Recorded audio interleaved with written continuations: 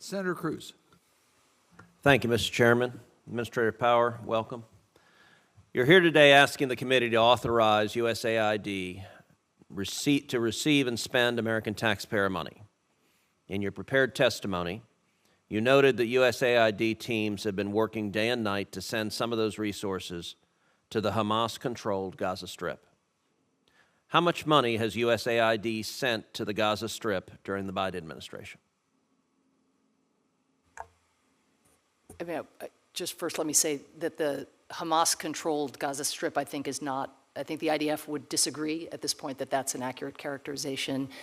Who was the elected leadership in Gaza? No. That's, again... That would be Hamas, right? Correct, but would you say that Hamas is controlling the Gaza Strip now? Well, thankfully, no, because the Israelis are killing terrorists, and the Biden administration is doing everything they can to try to stop the Israelis from killing the Hamas terrorists. So my question, how much money has USAID sent to Gaza during the Biden Strip, during the Biden administration? I have not tabulated year to year what the investments have been, but we, as you know, the previous administration cut off assistance to the West Bank and Gaza, so it took a year and a half for us to begin to I think it is an exceptionally bad idea to give money to people who want to kill us.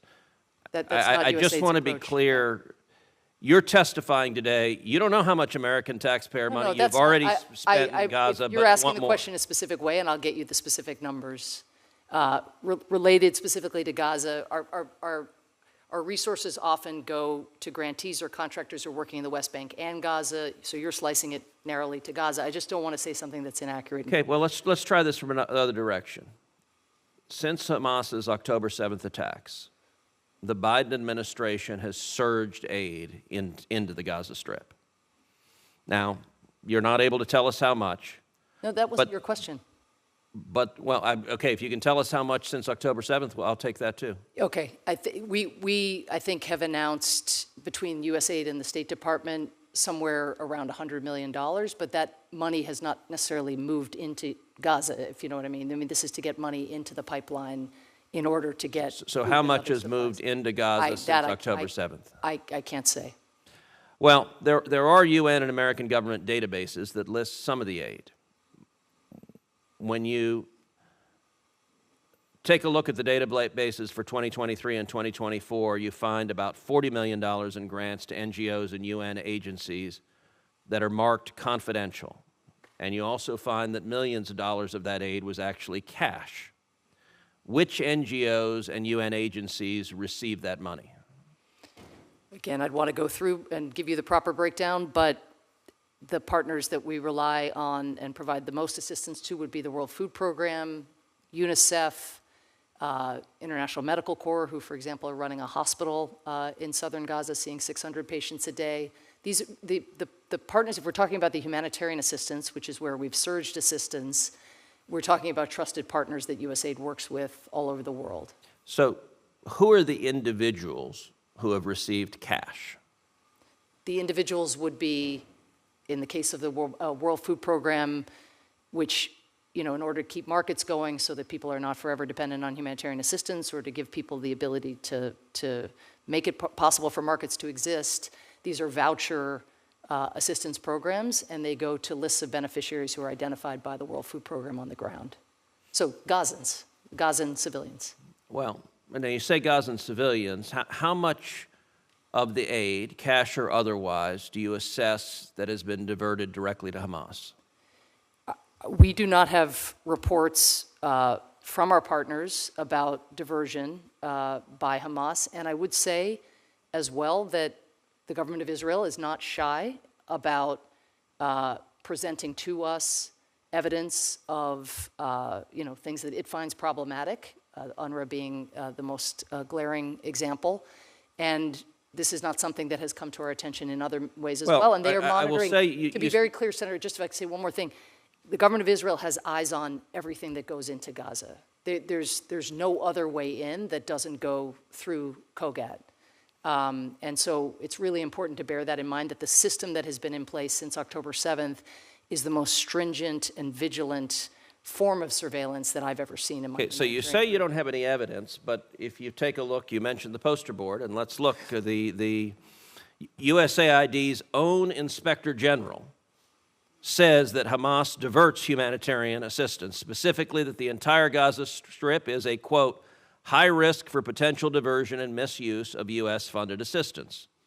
The State Department makes the very same assessment. When they restarted aid in 2021, over my objections and the objections of many others, they made an internal assessment that there was a, quote, high risk the aid would benefit Hamas. That's the Biden State Department, that's the USAID Office of the Inspector General. What are you doing to stop this money from going to Hamas? And to be clear, if you go online right now, you can see videos of Hamas terrorists riding on top of aid trucks. And so saying, we don't have any evidence this is happening, when your own agency says there's a high risk of this happening, that's not credible. This is an entirely appropriate fraud alert in the most complex operating environment on planet Earth, which calls on USAID, the OIG staff themselves, and our partners to be excessively vigilant and to remind partners that they have to report Do you agree with the Inspector General that there's a high risk of Hamas diverting the aid? There's a high risk in any environment where you have armed elements. That risk is there. And in, again, this really, really unprecedented situation where you have such a small number of crossing points and such intense focus, not only on the aid as it crosses, but also on what happens to the aid, with IDF soldiers patrolling through Gaza. You know, I have to say it's remarkable. You can't tell us how much money's gone into Gaza. No, you can't tell us what's happened to stop it from going to Hamas. You asked a totally different question at the beginning. You said how much over the duration of the Biden I asked it both ways. No, and then I answered. I said roughly around $100 million, which it looks like is on your poster board, saying this looks like that's what the Inspector General, the figure that he used as well. So my point is this is exactly the right set of questions. This is our responsibility to prevent diversion, to look into any allegation. Our partners know that when something like that happens, they have to report it to the OIG and to USAID. And we have a set of investigation measures and remediation measures that we have to take when that happens. Look, what you have is severe hunger, desperate civilians.